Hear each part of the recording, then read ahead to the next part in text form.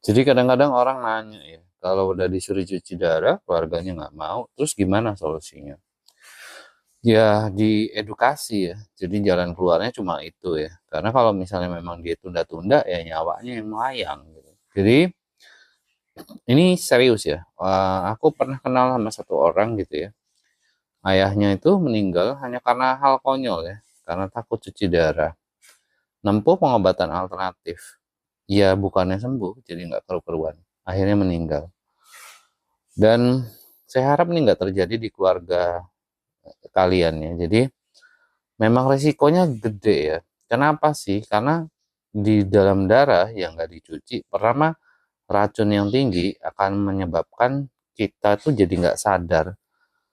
Ketika nggak sadar itu, kalau sampai cuci darah, kemungkinannya 50-50 ya kalau udah nggak sadar ya. Karena ureum yang terlalu tinggi sampai otak, tubuh itu punya batasan gitu. Nah kadang-kadang ada orang yang nggak kuat gitu, akhirnya dia meninggal dengan konyol gitu.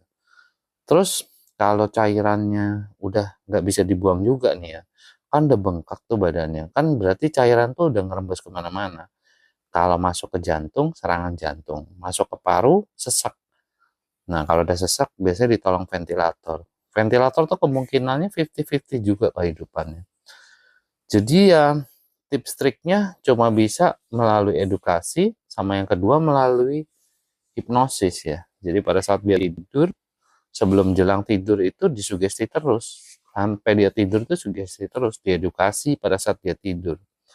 Kalau perlu ya dibuatin sama hipnoterapis, minta saran ya, pakai terapi sugesti, didengerin pakai headphone. Jadi sama suara kita tuh diulang-ulang terus gitu.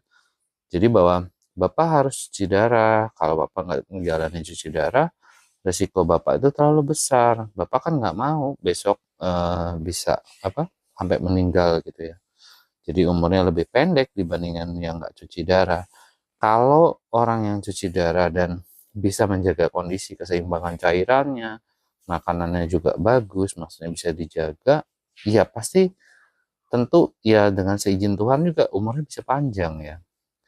Semua memang apapun umurnya tetap tergantung Tuhan. Tapi selama kita tuh bisa jaga, harusnya nggak ada yang aneh-aneh kok. Orang cuci darah tuh banyak di atas 8 tahun, 10 tahun gitu. Rata-rata juga mungkin eh, kekurangannya adalah soal pengetahuan kadang-kadang yang nggak tahu. Karena banyak pasien yang meninggal mungkin karena paratiroid hormon yang di kemudian hari meninggal gitu. Itu karena